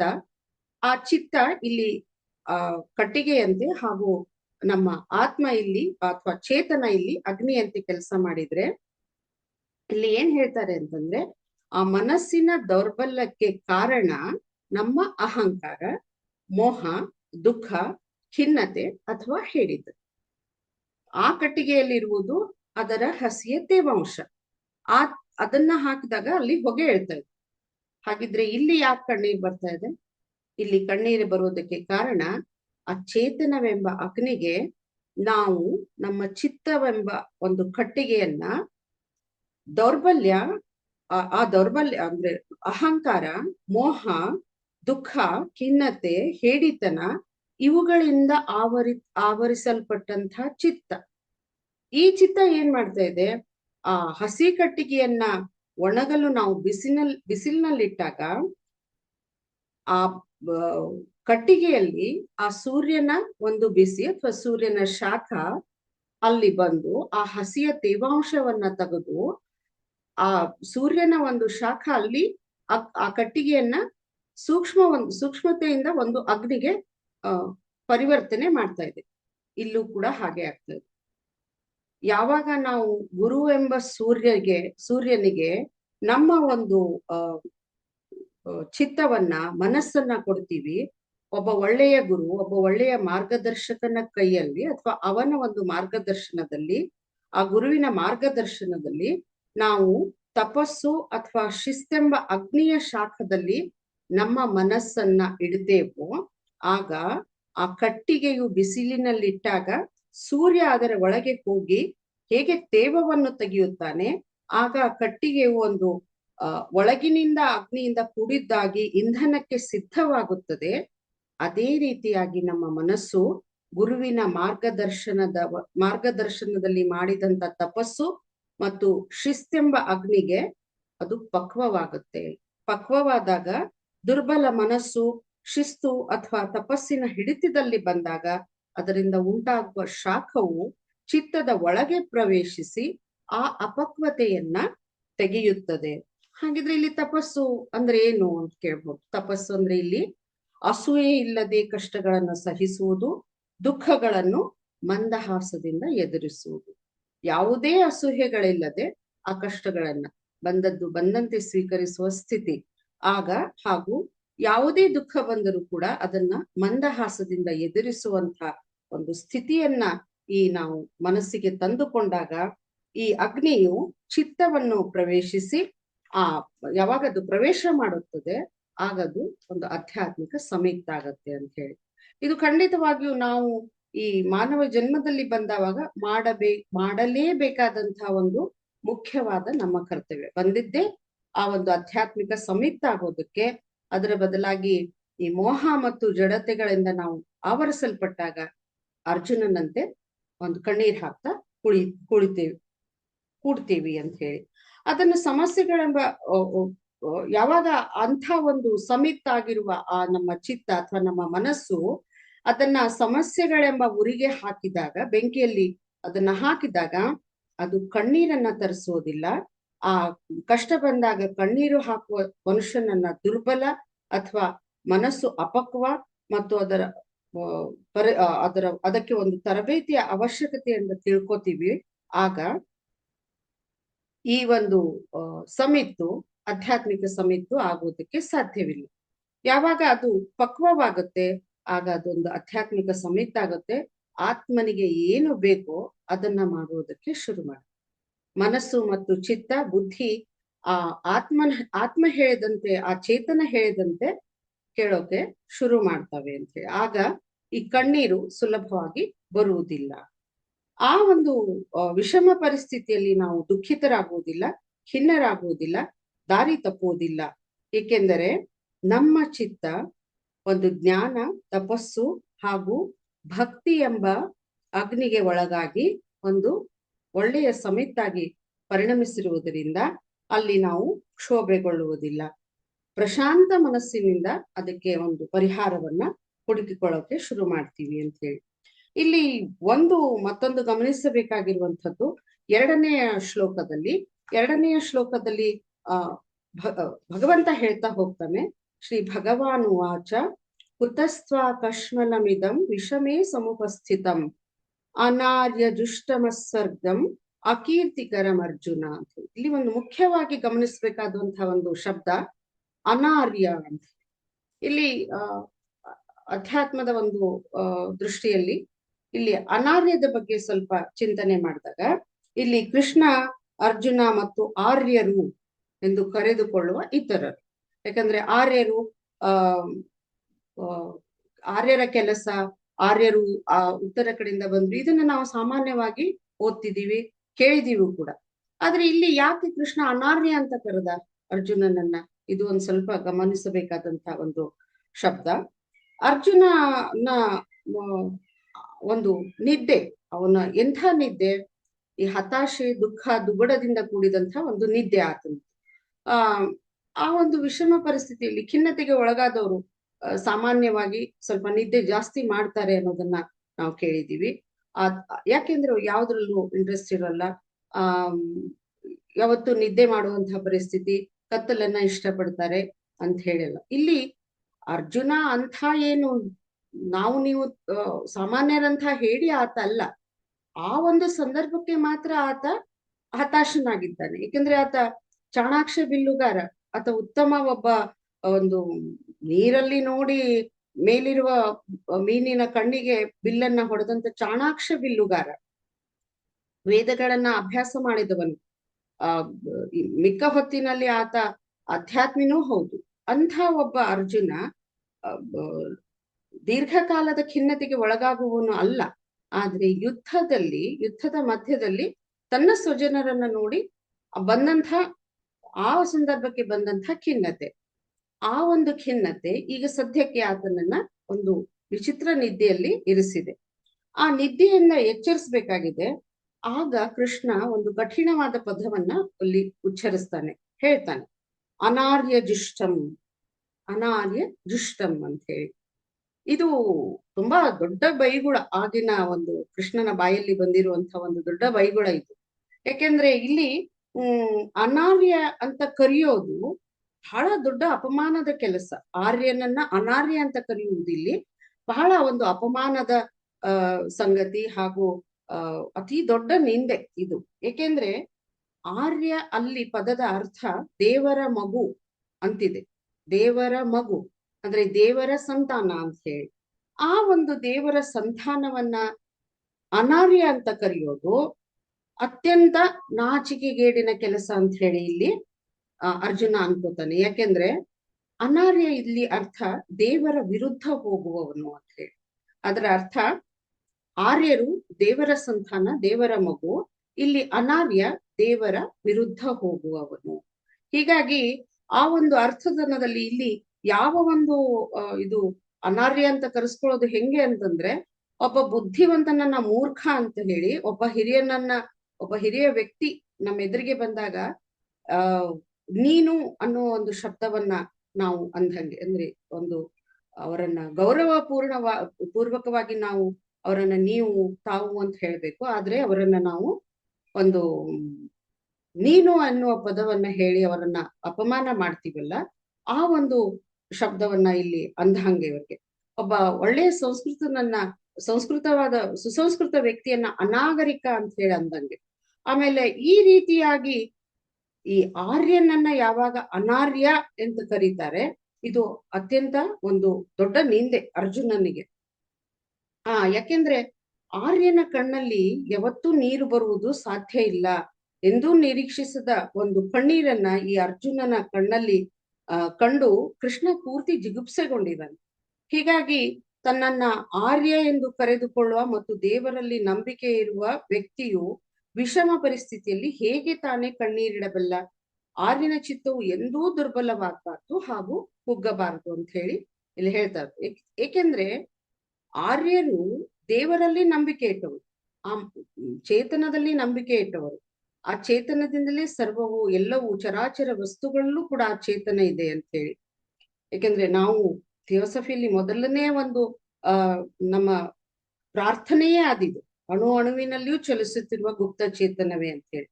ಹೀಗಾಗಿ ಆ ಅಣು ಅಣುವಿನಲ್ಲೂ ಆ ಭಗವಂತನ ಒಂದು ಚೇತನವನ್ನ ನೋಡುವಂತ ಆರ್ಯ ಇಲ್ಲಿ ಏನ್ ಮಾಡ್ತಾ ಇದ್ದಾನೆ? ಭಗವಂತನಲ್ಲಿ ನಂಬಿಕೆಯನ್ನ ಕಳೆದುಕೊಳ್ತಾ ಇದ್ದಾನೆ. ಹೀಗಾಗಿ ಅವನಿಗೆ ಕೃಷ್ಣ ಇಲ್ಲಿ ಅನಾರ್ಯ ಎನ್ನುವ ಒಂದು ಪದವನ್ನ ಬಳಸ್ತಾ ಇದ್ದಾನೆ. ಇಲ್ಲಿ ಈ ಅನಾರ್ಯ ಪದದ ಅರ್ಥ ದೇವರ ಮಕ್ಕಳು ಅನಾರ್ಯ, ದೇವರ ವಿರುದ್ಧ ಹೋಗುವವರು ಅಂತ ಹೇಳಿ. ಯಾರು ಆ ಭಗವಂತನಲ್ಲಿ ಆ ಚೇತನದಲ್ಲಿ ನಂಬಿಕೆಯನ್ನ ಇಟ್ಟುಕೊಂಡಿಲ್ಲವೋ ಅವರು ಇಂಥ ಒಂದು ವಿಷಮ ಪರಿಸ್ಥಿತಿಗೆ ಒಳಗಾಗ್ತಾರೆ ಅಥವಾ ದುಃಖಕ್ಕೆ ಒಳಗಾಗ್ತಾರೆ ಅಂತ. ಯಾಕಂದ್ರೆ ಅದರ ಮೇಲೆ ನಂಬಿಕೆ ಇಲ್ಲ. ಗುರುವಿನ ಒಂದು ಮಾರ್ಗದರ್ಶನಲ್ಲಿ ಹೋಗುತ್ತಿರುವವನಿಗೆ ಯಾವತ್ತೂ ಕೂಡ ಈ ದೇವರ ಒಂದು ಮೇಲಿರುವ ನಂಬಿಕೆಯನ್ನ ಕಳೆದುಕೊಳ್ಳಲಾರ, ಗುರುವಿನ ಮೇಲಿನ ನಂಬಿಕೆಯನ್ನ ಕಳೆದುಕೊಳ್ಳಲಾರ. ಆದ್ರೆ ಇಲ್ಲಿ ಕೃಷ್ಣ ಅರ್ಜುನ ಏನ್ ಮಾಡ್ತಾ ಇದ್ದಾನೆ? ಆ ಒಂದು ನಂಬಿಕೆಯನ್ನ ಕಳ್ಕೊಂಡಿರೋದ್ರಿಂದ ಇಲ್ಲಿ ಕೃಷ್ಣ ಅವನಿಗೆ ಅನಾರ್ಯ ಎನ್ನುವ ಒಂದು ಪದವನ್ನ ಬಳಸ್ತಾ ಇದ್ದಾನೆ. ಇಲ್ಲಿ ಒಂದು ಮೂರನೇ ಒಂದು ಶ್ಲೋಕವನ್ನ ಓದಿದಾಗ ಇಲ್ಲಿ ಕ್ಲೈಬ್ಯಂ ಮಾಸ್ಮಗಮಃ ಪಾರ್ಥ ನೈತತ್ವಯುಪಪದ್ಯತೆ ಕ್ಷುದ್ರಂ ಹೃದಯ ದೌರ್ಬಲ್ಯಂ ತ್ಯಕ್ತೋತ್ತಿಷ್ಟ ಪರಂತಪ ಅಂತ ಹೇಳಿ. ಇಲ್ಲಿ ಒಂದು ಶಬ್ದ ಸಂಕಲ್ಪ ಶಕ್ತಿ ಅಥವಾ ಸಂಕಲ್ಪದ ಅಗ್ನಿ ಅಂತ ಹೇಳಿ. ಯಾಕೆಂದ್ರೆ ಈ ಸಂಕಲ್ಪದ ಅಗ್ನಿ ಖಂಡಿತವಾಗಿಯೂ ಈ ಮಾನಸಿಕ ದೌರ್ಬಲ್ಯವನ್ನ ತೊಡೆದು ಹಾಕತ್ತೆ. ಯಾಕಂದ್ರೆ ಈ ಯಾವ ಭಗವದ್ಗೀತೆಯ ಒಂದು ವಾಕ್ಯಗಳನ್ನ ಅಥವಾ ಶ್ಲೋಕಗಳನ್ನ ಓದುದಾಗ್ಲೂ ಕೂಡ ಯಾವಾಗ ಈ ಶ್ಲೋಕಗಳನ್ನ ಓದೋಕ್ ಶುರು ಮಾಡ್ತೀವಿ, ನಮ್ಮ ಈ ಥಿಯೋಸಫಿ ಅಭ್ಯಾಸ ಅಥವಾ ನಮ್ಮ ಥಿಯೋಸಫಿ ಪುಸ್ತಕಗಳು ಅಥವಾ ನಮ್ಮ ಥಿಯೋಸಫಿಯ ಒಂದು ಓದು ಸಂಪೂರ್ಣವಾಗಿ ಇದಕ್ಕೆ ರಿಲೇಟ್ ಆಗ್ಬಿಡುತ್ತೆ ನಾನು ಕಂಡ್ಕೊಂಡಂಗೆ. ಯಾಕಂದ್ರೆ ಇಲ್ಲೂ ಕೂಡ ನಾವು ಎಷ್ಟೋ ಸರ್ತಿ ಸಂಕಲ್ಪಗಳನ್ನ ಮಾಡುವುದನ್ನ ಅಂತ ಹೇಳ್ತೀವಿ. ದೃಢ ಸಂಕಲ್ಪಗಳನ್ನ ಮಾಡುವುದು, ಸಂಕಲ್ಪಗಳನ್ನ ಕಳಿಸುವುದು ಅನ್ನುವ ಬಹಳಷ್ಟು ಸರ್ತಿ ನಾವು ಅದನ್ನ ಮಾಡ್ತಿರ್ತೀವಿ. ಥಿಯೋಸಫಿಸ್ಟ್ಗಳು ಸಾಮಾನ್ಯವಾಗಿ ಈ ಸಂಕಲ್ಪಗಳ ಬಗ್ಗೆ ಅವ್ರಿಗೆ ಗೊತ್ತಿದ್ದೇ ಇರತ್ತೆ. ಇಲ್ಲಿ ಕೃಷ್ಣ ಅದನ್ನೇ ಹೇಳ್ತಾನೆ, ದೃಢ ಸಂಕಲ್ಪ ಅಥವಾ ಸಂಕಲ್ಪದ ಅಗ್ನಿ. ಈ ಸಂಕಲ್ಪದ ಅಗ್ನಿ ಏನಿದೆಯಲ್ಲ ಮಾನಸಿಕ ದೌರ್ಬಲ್ಯಗಳನ್ನ ಕಳೆಯುತ್ತೆ ಅಂತ ಹೇಳಿ. ಅದಕ್ಕೆ ಅಲ್ಲಿ ಹೇಳ್ತಾನೆ, ಅರ್ಜುನ ನೀನು ಹೇಡಿ ಆಗ್ಬೇಡ, ಈ ಹೇಡಿತನ ಮತ್ತು ಖಿನ್ನತೆ ನಿನಗೆ ಯೋಗ್ಯ ಅಲ್ಲ. ಯಾಕೆಂದ್ರೆ ಈಗ ಸದ್ಯಕ್ಕೆ ನಿನ್ನ ಮನಸ್ಸು ದುರ್ಬಲವಾಗಿದೆ, ಇದನ್ನ ಸರಿಪಡಿಸೋಕ್ ಆಗದು ಅಂತೇನು ಅಲ್ಲ. ಸರಿಪಡಿಸ್ಬೋದು, ಸುಲಭವಾಗಿ ಇದನ್ನ ಸರಿಪಡಿಸ್ಬೋದು. ಮತ್ತು ಇದು ಅತ್ಯಂತ ಸಣ್ಣ ವಿಷಯ, ತುಂಬಾ ಸಣ್ಣ ವಿಷಯ ಇದು. ಇದರಲ್ಲಿ ಅಂಥ ಯೋಚಿಸುವಂಥದ್ದೇನು ಇಲ್ಲ. ಅದಕ್ಕಾಗಿ ಓ ಪರಂತಪ, ಈ ವಿಷಣ್ಣತೆಯನ್ನ ಬಿಟ್ಟು ಎದ್ದು ನಿಲ್ಲು ಅಂತ ಹೇಳಿ, ಈ ಯುದ್ಧಕ್ಕೆ ಗೆಲ್ಲಲು ಸಿದ್ಧನಾಗು ಅಂತ ಹೇಳಿ ಆ ಅರ್ಜುನನ ಒಂದು ಕಾಹಿಲೆಯನ್ನ ವಾಸಿ ಮಾಡಲು ಕೃಷ್ಣ ನುಡಿದಂಥ ಮಾತುಗಳು ಇವು. ಇಲ್ಲಿ ಅರ್ಜುನನು ಈ ದೌರ್ಬಲ್ಯ ಮತ್ತು ಜಿಗುಪ್ಸೆಗೆ ಆಗ್ಲೇ ಹೇಳಿದಂತೆ ಬಲಿಯಾಗುವಂತ ಸಾಮಾನ್ಯ ವ್ಯಕ್ತಿ ಅಲ್ಲ. ಏಕೆಂದ್ರೆ ನೀನು ಸಾಮಾನ್ಯನಲ್ಲ ಅನ್ನೋದನ್ನ ಇಲ್ಲಿ ಕೃಷ್ಣ ಅವನಿಗೆ ಮತ್ತೆ ಮತ್ತೆ ಜ್ಞಾಪಿಸ್ತಾ ಇದ್ದಾನೆ. ಯಾಕೆಂದ್ರೆ ಅರ್ಜುನನಂಥ ಮೇರು ವ್ಯಕ್ತಿಯುಳ್ಳ ಮನುಷ್ಯ ಅಹಂಕಾರ ಮತ್ತು ಮೋಹದಿಂದ ಆವರಿಸಲ್ಪಡುವುದಿಲ್ಲ. ಸಾಮಾನ್ಯವಾಗಿ ಅವರು ಅಂಥ ಒಂದು ಮೋಹ ಮತ್ತು ಅಹಂಕಾರದಿಂದ ಆವರಿಸಲ್ಪಡುವುದಿಲ್ಲ. ಅರ್ಜುನನನ್ನ ಪರಂತಪ ಎಂದು ಉದ್ದೇಶಪೂರ್ವಕವಾಗಿ ಇಲ್ಲಿ ಸಂಬೋಧಿಸ್ತಾ ಇದ್ದಾನೆ ಕೃಷ್ಣ. ಪರಂತಪ ಇಲ್ಲಿ ಇದು ಒಂದು ಶಬ್ದದ ಅರ್ಥವನ್ನ ನಾವು ನೋಡ್ಬೇಕು. ಪರಂತಪ ತನ್ನ ಜೀವನದುದ್ದಕ್ಕೂ ಎಲ್ಲ ಕಠಿಣ ನಿಯಮಗಳನ್ನು ಪಾಲಿಸಿರುವಂತ ವ್ಯಕ್ತಿ. ಖಂಡಿತವಾಗಿಯೂ ಅರ್ಜುನ ತನ್ನ ಜೀವನದುದ್ದಕ್ಕೂ ಯಾವ ಯಾವ ನಿಯಮಗಳನ್ನ ಪಾಲಿಸಬೇಕೋ ಅವೆಲ್ಲ ನಿಯಮಗಳನ್ನ ಪಾಲಿಸಿದ್ದಾನೆ. ಆತ ಒಬ್ಬ ಚಾಣಾಕ್ಷ ಬಿಲ್ಲುಗಾರ, ಒಬ್ಬ ಒಳ್ಳೆಯ ವ್ಯಕ್ತಿ. ಅದರ ಜೊತೆಗೆ ಆತ ಅತ್ಯಂತ ಸಂಪೂರ್ಣವಾಗಿ ತನ್ನನ್ನ ತಾನು ಅಧ್ಯಾತ್ಮದಲ್ಲಿ ತೊಡಗಿಸಿಕೊಂಡಿರುವಂಥವನು. ಆತ ದೇವರ ಹತ್ತಿರ ಹೋಗುವ ಮಾರ್ಗಕ್ಕೆ ಹತ್ತಿರವಾಗಿದ್ದವನು. ಅಂಥವನು ತನ್ನ ಒಂದು ಸದ್ಯದ ಒಂದು ಪರಿಸ್ಥಿತಿಗೊಳಗಾಗಿ, ಸ್ವಜನರ ಮೋಹಕ್ಕೊಳಗಾಗಿ ಈಗ ಒಂದು ಸ್ವಲ್ಪ ಏನೋ ಹಿಂದೆ ಮುಂದೆ ಆಗ್ತಾ ಇದ್ದಾನೆ. ಅದಕ್ಕೆ ಇಲ್ಲಿ ಅರ್ಜುನನ ಈ ಸ್ವಭಾವಗಳನ್ನ ಕೃಷ್ಣನಿಗೆ ಜ್ಞಾಪಿಸ್ಬೇಕಾಗಿದೆ. ಇದು ಖಂಡಿತವಾಗೂ ಭಗವದ್ಗೀತೆ ಮತ್ತೆ ನಮ್ಮ ಒಂದು ಸಾಮಾನ್ಯ ಜೀವನವನ್ನ ನೋಡಿದವಾಗ ನಾವು ಕೂಡ ಈ ಕರ್ತವ್ಯವನ್ನ ಪಾಲಿಸ್ಲೇಬೇಕಾಗಿದೆ. ಕರ್ತವ್ಯ ತನ್ನ ಕೃಷ್ಣ ಅರ್ಜುನನನ್ನ ಎಬ್ಬಿಸುವುದಕ್ಕಾಗಿ, ಈ ಧರ್ಮ ಯುದ್ಧವನ್ನ ಗೆಲ್ಲುವುದಕ್ಕಾಗಿ ತನ್ನ ಎಲ್ಲ ಕರ್ತವ್ಯಗಳನ್ನು ಹೇಗೆ ಮಾಡ್ತಾ ಹೋದ್ನೋ ಅದೇ ರೀತಿ ಪ್ರತಿಯೊಬ್ಬ ಅಧ್ಯಾತ್ಮಿಯು ಕೂಡ ತನ್ನ ಈ ಒಂದು ಕರ್ತವ್ಯಗಳನ್ನ, ತನ್ನ ನಿಯಮಗಳನ್ನ ಪಾಲಿಸ್ಲೇಬೇಕಾಗಿದೆ. ಇದು ನಮಗೂ ಕೂಡ ಅಪ್ಲೈ ಆಗುತ್ತೆ ಎಷ್ಟೋ ಸರ್ತಿ.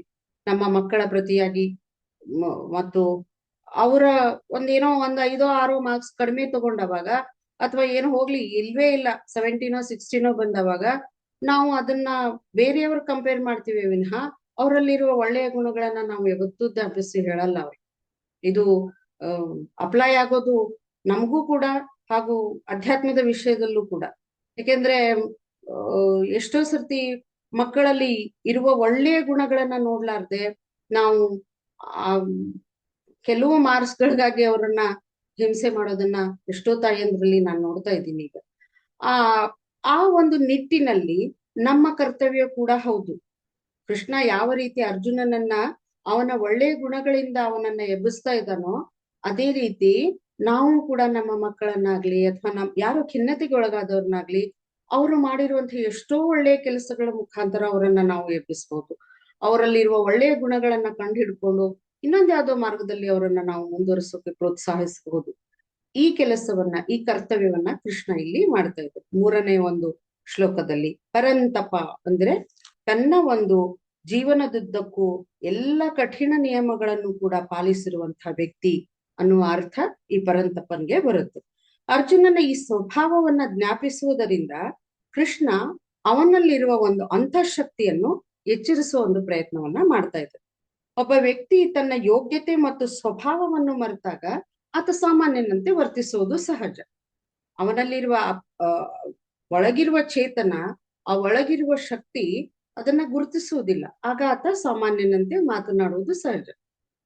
ಈಗ ಸದ್ಯಕ್ಕೆ ಪರಿಸ್ಥಿತಿಯಲ್ಲಿ ನೋಡ್ಬೇಕಾದ್ರೆ ಮಾತಾಡ್ರಿ, ಬನ್ರಿ ಮುಂದೆ ಅಂತ ಹೇಳಿದವಾಗ ನಾವ್ ಹೇಳೋದು ಇಲ್ಲ, ನಮಗಷ್ಟು ಕೆಪಾಸಿಟಿ ಇಲ್ಲ. ಯಾಕೆಂದ್ರೆ ಗೊತ್ತೇ ಇಲ್ಲ ನಮ್ಮ ಕೆಪಾಸಿಟಿ ಏನು ಅನ್ನೋದು ನಮಗ್ ಗೊತ್ತಾಗ್ತಾ ಇಲ್ಲ. ಹೀಗಾಗಿ ಈ ಒಂದು ಒಳಗಿರುವ ಅಂತಃಶಕ್ತಿಯನ್ನ, ಒಳಗಿರುವ ಆತನ ಒಂದು ಯೋಗ್ಯತೆಯನ್ನ, ಸ್ವಭಾವವನ್ನ ಗುರುತಿಸಿ ಹೇಳುವಂತಹ ಪ್ರಯತ್ನ, ಆ ಕರ್ತವ್ಯ ಸದ್ಯದ ಪರಿಸ್ಥಿತಿಯಲ್ಲಿ ಎಲ್ಲರೂ ಮಾಡ್ಬೇಕಾಗಿರೋದು.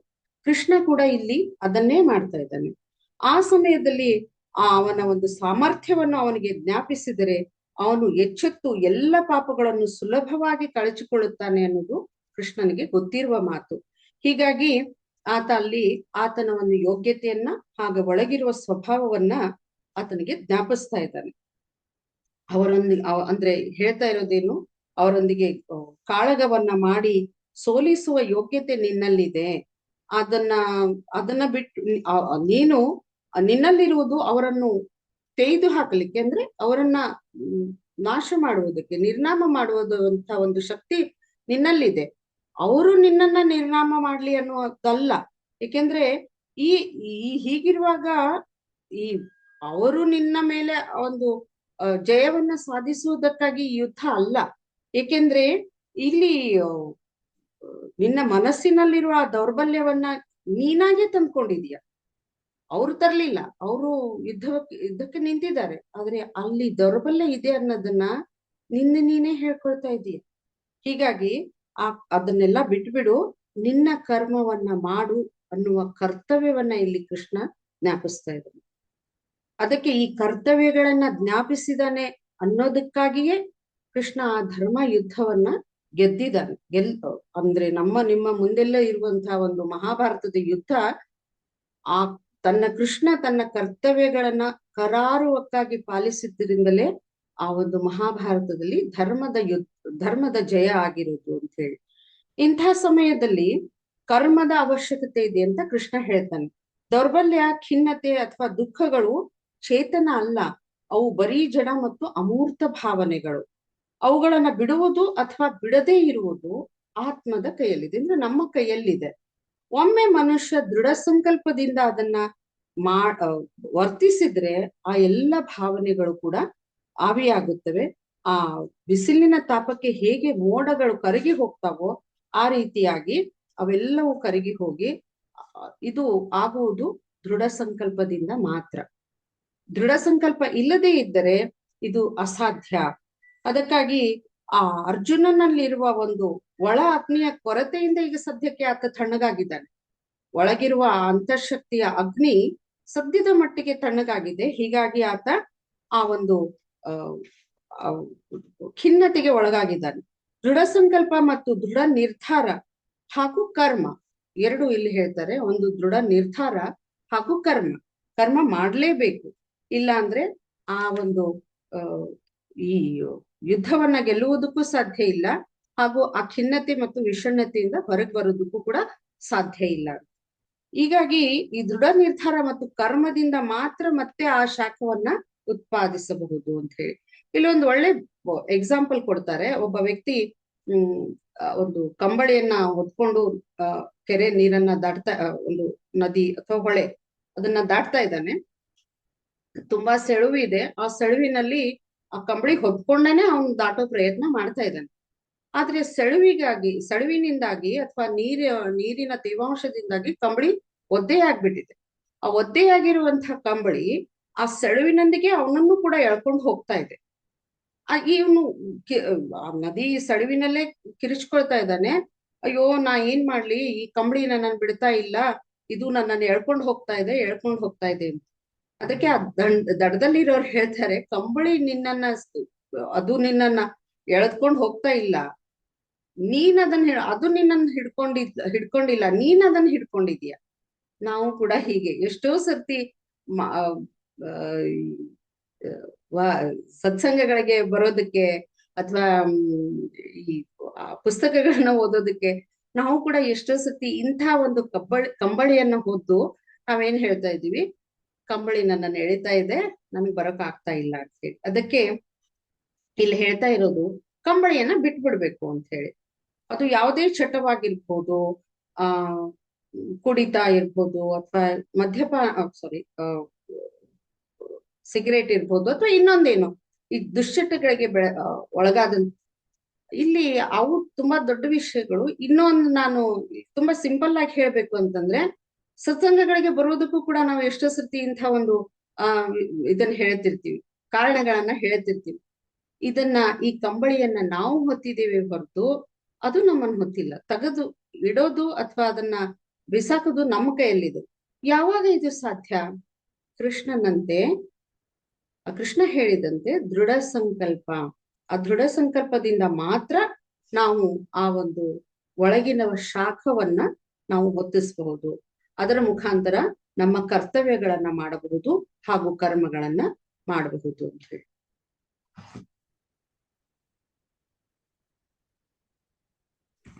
ಇಲ್ಲಿ ಇನ್ನೊಂದು ಶಬ್ದ ಇಲ್ಲಿ ಉಪಯೋಗಿಸ್ತಾರೆ, ತ್ಯಕ್ತ್ವ ಮತ್ತು ಉತ್ತಿಷ್ಠ ಅಂತ ಹೇಳಿ. ಆ ಪದಗಳು ಏನ್ ಹೇಳ್ತವೆ ಅಂತಂದ್ರೆ, ವ್ಯಕ್ತಿ ಪ್ರಾರಂಭದ ಹೆಜ್ಜೆಯನ್ನಿಡಬೇಕು ಅನ್ನೋದನ್ನ ಇಲ್ಲಿ ಸೂಚಿಸ್ತವೆ. ಪ್ರಾರಂಭದ ಒಂದು ಹೆಜ್ಜೆ ಇಡ್ಲೇಬೇಕು. ಇಟ್ಟವಾಗ್ಲೇ ಮಾತ್ರ ಆ ಮುಂದಿರುವ 10 ಹೆಜ್ಜೆಗಳನ್ನ ಭಗವಂತ ನಮ್ಮನ್ನ ಕರ್ಕೊಂಡು ಹೋಗ್ತಾನೆ ಅಂತ ಹೇಳಿ. ಒಬ್ಬ ವ್ಯಕ್ತಿ ಸೋಮಾರಿಯಾಗಿದ್ದು ಆ ತಮಸ್ಸಿನ ಒಂದು ಗುಣಗಳಿಂದ ಸೋಲಿಸಲ್ಪಟ್ಟಿದ್ರೆ, ತಮಸ್ಸಿನ ಗುಣಗಳನ್ನು ಆವರಿಸ್ಕೊಂಡಾಗ ಆ ವಿಷಯಗಳು ಅವನನ್ನ ಅಧೀನ ಪಡಿಸ್ಕೊತವೆ. ಯಾವ ವಿಷಯಗಳು? ತಮಸ್ಸಿನ ಸೋಮಾರಿತನ ಅಥವಾ ನಿದ್ದೆ ಮಾಡೋದು ಅಥವಾ ಇನ್ನೊಂದೇನೋ, ಹೆಚ್ಚಾನೆಚ್ಚು ತಮಸ್ಸಿನ ಗುಣಕ್ಕೆ ನಾವು ಸೋಮಾರಿತನ ಅಂತಾನೆ ಹೇಳ್ತೀವಿ. ಆಗ ಆ ವಿಷಯಗಳು ಆ ವ್ಯಕ್ತಿಯನ್ನ ಅಧೀನ ಪಡಿಸ್ಕೊತವೆ. ಆಗ ಇವನು ನಾಶ ಹೊಂದೋದಕ್ಕೆ ಪ್ರಾರಂಭ ಮಾಡ್ತಾನೆ. ದೃಢ ಮನಸ್ಸು ಉತ್ತಮ ಸಾಧನ, ಎಲ್ಲದಕ್ಕೂ ದೃಢ ಮನಸ್ಸು ಒಂದು ಉತ್ತಮ ಸಾಧನ ಅಂತ ಹೇಳಿ. ಅದು ಅಗ್ನಿ ಸುತ್ತುವರಿದ ಹೊಗೆಯನ್ನು ನಿವಾರಿಸಲು ಇಂಧನವನ್ನು ಹಾಕಿ ಅಗ್ನಿಯನ್ನು ತೀವ್ರಗೊಳಿಸುವಂತೆ ಈ ಎಲ್ಲ ದೌರ್ಬಲ್ಯಗಳನ್ನ ನಿವಾರಿಸಲು ನಮ್ಮ ದೃಢ ಮನಸ್ಸೆಂಬ ಅಗ್ನಿಯನ್ನು ನಾವು ತೀವ್ರಗೊಳಿಸಬೇಕು. ದೃಢ ಮನಸ್ಸು ಮತ್ತು ಈ ದೃಢ ಸಂಕಲ್ಪ ಅನ್ನುವ ಒಂದು ಅಗ್ನಿಯನ್ನ ನಾವು ತೀವ್ರಗೊಳಿಸದೇ ಇದ್ದರೆ ಯಾವ ಒಂದು ಕರ್ಮಗಳನ್ನು ನಾವು ಸುಲಭವಾಗಿ ಅಥವಾ ಯಾವುದೇ ಒಂದು ಅಡೆತಡೆ ಇಲ್ಲದೆ ಮಾಡುವುದಕ್ಕೆ ಸಾಧ್ಯ ಇಲ್ಲ. ಹೀಗಾಗಿ ದೃಢ ಸಂಕಲ್ಪ, ಕೃಷ್ಣ ಹೇಳಿದಂತೆ ದೃಢ ಸಂಕಲ್ಪ ಬೇಕೇ ಬೇಕು, ಅಥವಾ ಸಂಕಲ್ಪದ ಅಗ್ನಿ ನಮ್ಮಲ್ಲಿ ಚೇತನವಾಗಬೇಕು ಅಂತ ಹೇಳಿ. ಮನುಷ್ಯನ ಅಂತರಂಗ ಯಾವಾಗ ಅಪಕ್ವವಾಗುತ್ತೆ ಆಗ ಆತ ದುರ್ಬಲನಾಗ್ತಾ ಹೋಗ್ತಾನೆ. ಒಂದು ಸಣ್ಣ ವಿಷಯವೂ ಸಹ ಅವನನ್ನ ಅಧೀನಪಡಿಸ್ಕೊಳ್ತಾ ಹೋಗುತ್ತೆ. ಅದಕ್ಕೆ ಇದರ ಉತ್ತಮ ಉಪಾಯ ಅಂದರೆ ಅಂತರಂಗದಲ್ಲಿ ಬಲಶಾಲಿಯಾಗಿದ್ದು ಈ ವಿಷಯಗಳಿಗೆ ಪ್ರವೇಶವೇ ಇಲ್ಲದಂತೆ ಮಾಡುವುದು. ಅದಕ್ಕಾಗಿ ಇಲ್ಲಿ ಇನ್ನೊಂದು ಹೇಳ್ತಾನೆ ಕೃಷ್ಣ, ಚಿತ್ತ ಕೆಟ್ಟ ಚಟಗಳಿಗೆ ಬಲಿಯಾದಾಗ ಅದು ಮನಸ್ಸನ್ನ ದುರ್ಬಲ ಮಾಡುತ್ತೆ. ಚಿತ್ತ ಯಾವಾಗ ಈ ಬೇರೆ ಬೇರೆ ಕೆಟ್ಟ ಚಟಗಳಿಗೆ ಬಲಿಯಾಗುತ್ತೋ ಆಗ ಅದು ಮನಸ್ಸನ್ನ ದುರ್ಬಲ ಮಾಡುತ್ತೆ, ಬುದ್ಧಿಶಕ್ತಿಯನ್ನ ಕುರುಡಾಗಿಸುತ್ತೆ, ಹಾಗೂ ಅದರಲ್ಲಿ ತನ್ನ ಸ್ಥಳವನ್ನ ಮಾಡ್ಕೊಳ್ಳುತ್ತೆ. ಅಂದ್ರೆ ಈ ಆತ್ಮ ಏನು ಬೇಕಾಗಿದೆಯೋ ಅದಕ್ಕೆ ಇದು ಪ್ರೋತ್ಸಾಹನೆ ಕೊಡೋದಿಲ್ಲ. ಅದಕ್ಕೆ ಹೇಳೋದು, ಚಿತ್ತದ ಕೈಯಲ್ಲಿ ಬುದ್ಧಿಯನ್ನ ಕೊಟ್ಟಾಗ ಅದು ಸ್ವತಂತ್ರತೆಯನ್ನ ಬಯಸುತ್ತೆ ಅಂತ ಹೇಳಿ. ಇಲ್ಲಿ ಈ ಒಂದು ಸಣ್ಣ ಶ್ಲೋಕದಲ್ಲಿ ಕೃಷ್ಣ ಬಹಳ ದೊಡ್ಡ ಒಂದು ಮನಃಶಾಸ್ತ್ರದ ಅಂಶವನ್ನ ವಿವರಿಸ್ತಾನೆ. ಯಾಕೆಂದ್ರೆ ನಾನು ಪ್ರಯತ್ನಿಸ್ತೇನೆ, ನಾನ್ ಮಾಡ್ತೇನೆ, 2026 ಬರ್ತಾ ಇದೆ, ನಾನು ಆವಾಗಿಂದ ಶುರು ಇಲ್ಲ. ಕೃಷ್ಣ ಹೇಳೋದು, ಈಗಲೇ, ಇವತ್ತೇ, ಈ ಕ್ಷಣದಲ್ಲೇ ನೀನು ಮಾಡಲೇಬೇಕು. ಅದು ನಿನಗೆ ಸಾಧ್ಯ. ನಿನ್ನ ಒಳಗಿರುವ ಅಂತಃಶಕ್ತಿ ಅಷ್ಟೊಂದು ದೃಢವಾಗಿದೆ, ಅದನ್ನ ನೀನು ಮಾಡಲೇಬೇಕು. ಅದು ನೀನು ಮಾಡಲಿಲ್ಲ ಅಂದ್ರೆ ನೀನು ಇನ್ಯಾವತ್ತೂ ಮಾಡೋದಿಲ್ಲ. ಕೃಷ್ಣ ಈ ಒಂದು 2 ಸಾಲಿನ ಶ್ಲೋಕದಲ್ಲಿ ಹೇಳೋದೇ ಅದನ್ನ. ನಿನಗೆ ವಿಶ್ವಾಸವಿದ್ದರೆ, ಅದರಿಂದುಂಟಾಗುವ ಅಪಾಯದ ಬಗ್ಗೆ ನಿನಗೆ ಮನದಟ್ಟಾಗಿದ್ದರೆ ಈಗಲೇ ಬಿಡಬೇಕು. ಅದನ್ನ ಈಗ ಬಿಡಲಿಲ್ಲ ಆದರೆ ನೀನು ಇನ್ನೆಂದಿಗೂ ಬಿಡಲು ಸಾಧ್ಯವಿಲ್ಲ ಅಂತ ಹೇಳಿ. ಅದಕ್ಕೆ ದೃಢ ಮನಸ್ಸು ಮಾತ್ರ ಆ ಶಕ್ತಿಯನ್ನ ಕೊಡಬಲ್ಲದು ಅನ್ನೋದು ಇಲ್ಲಿ ಕೃಷ್ಣ ಹೇಳ್ತಾ ಹೋಗ್ತಾನೆ. ಹೀಗಾಗಿ ಆ ಕೃಷ್ಣ ಹೇಳುವ ದೃಢ ಸಂಕಲ್ಪದಲ್ಲಿ ನಮಗೆ ದೃಢವಾದ ವಿಶ್ವಾಸ ಇರ್ಬೇಕು. ದೃಢ ಸಂಕಲ್ಪ ಮಾಡುವುದರಲ್ಲಿ ನಮಗೆ ಖಂಡಿತವಾಗಿಯೂ ಆ ಒಂದು ವಿಶ್ವಾಸ ಇದ್ರೆ ನಾವು ಅದನ್ನ ಖಂಡಿತವಾಗಿಯೂ ಮಾಡುವುದಕ್ಕೆ ಸಾಧ್ಯ. ಟೈಮ್ ಆಗ್ತಾ ಇದೆ ಸರ್?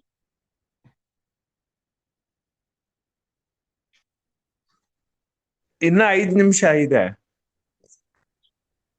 ಇಲ್ಲಿ ಅರ್ಜುನ ಮತ್ತೆ ತನ್ನ ಒಂದು ಹಳೆಯ ರಾಗವನ್ನೇ ಇಲ್ಲಿ ಹೇಳ್ತಾ ಹೋಗ್ತಾನೆ. ಪುನಃ ಅದನ್ನೇ ಹೇಳ್ತಾ ಹೋಗ್ತಾನೆ. ಆತ ಇಷ್ಟು ದಿನದಿಂದ ನಾನು ಗೌರವಿಸಿದ್ದೀನಿ, ಇಷ್ಟು ದಿವಸದಿಂದ ನಾನು ಪೂಜೆ ಮಾಡಿದ್ದೀನಿ, ಅವ್ರನ್ನ ನನ್ನ ದೊಡ್ಡವರು ಹಿರಿಯರು ಅಂತ ಹೇಳಿ ನಾನು ಒಪ್ಕೊಂಡಿದ್ದೀನಿ.